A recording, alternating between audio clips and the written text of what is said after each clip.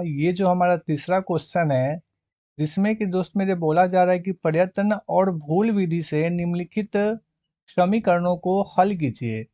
और इसका पहला क्वेश्चन है 5p और प्लस का 2 और इक्वल का 17।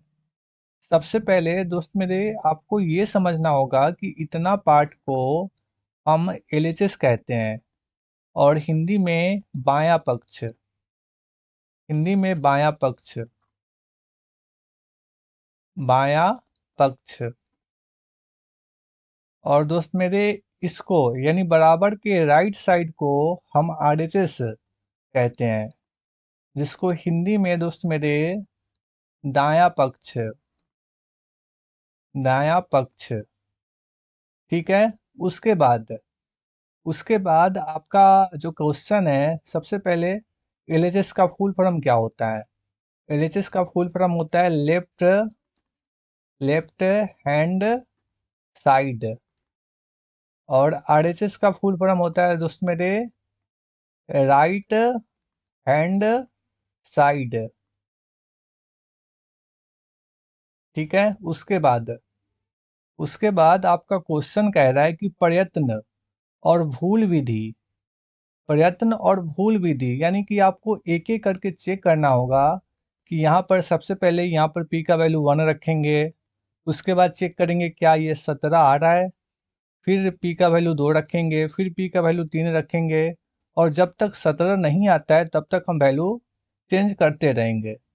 यानी इस तरीके से आपको इस क्वेश्चन को सॉल्व करना है। तो यहाँ पर दोस्त मेरे हम p का वैल्यू लिखेंगे और यहाँ पर हम एलएचएस को रखेंगे और यहाँ पर हम आरएचएस को रखेंगे।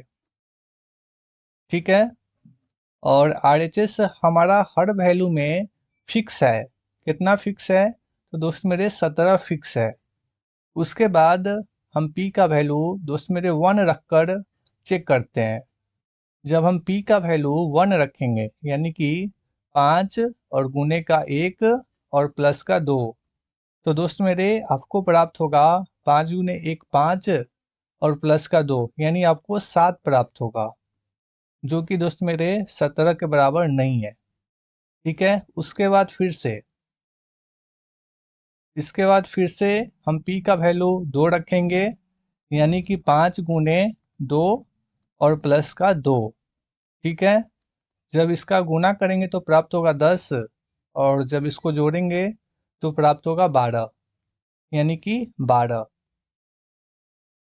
यहाँ पर दोस्त मेरे 12। उसके बाद फिर से p का वैल्यू हम 3 रखेंगे यानी कि 5 गुने 3 और प्लस का 2 यानी कि जब गुना करेंगे तो 15 और जोड़ेंगे तो 2 यानी कि 17। दोस्त मेरे हमारा 17 आ चुका है। यानी कि यहाँ से क्या निकलता है? यहाँ से हम लोग लिख सकते हैं कि p बराबर 3, p बराबर 3 के लिए LHS बराबर RHS। ठीक है। उसके बाद ये हमारा दूसरा क्वेश्चन। यहाँ पर इस क्वेश्चन को दोस्त मेरे सॉल्व करेंगे। इसको थोड़ा सा और बड़ा करते हैं। ठीक है। यहाँ पर दोस्त मेरे हम m का वैल्यू रखेंगे और यहाँ पर LHS और यहाँ पर RHS। ठीक है। उसके बाद सबसे पहले m का वैल्यू हमारा 1 और यहाँ पर दोस्त मेरे हमारा समीकरण है यानी कि 3 गुने 1 और माइनस का 14। ठीक है।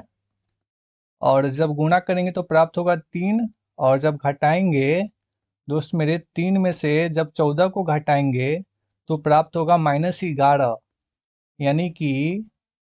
और दोस्त मेरे हमको RHS चाहिए 4, जो कि बराबर नहीं है। ठीक है। उसके बाद फिर से हम m का वैल्यू चेंज करेंगे यानी कि m का वैल्यू 2 रखेंगे यानी कि 3 गुने 2 और माइनस का 14 और जब गुना करेंगे तो 6 और -14, 6 - 14, 6 और माइनस का 14, तो दोस्त मेरे जब कैलकुलेशन करेंगे तो प्राप्त होगा -8, जो कि फिर से बराबर नहीं है। फिर m का वैल्यू चेंज करेंगे, m का वैल्यू फिर से चेंज करेंगे, यानी कि इस बार m का वैल्यू 3, यानी कि 3 गुने 3 और माइनस का 14, यानी कि 9, और 9 में से 14 जाएगा तो दोस्त मेरे माइनस ये आपका 5 आएगा।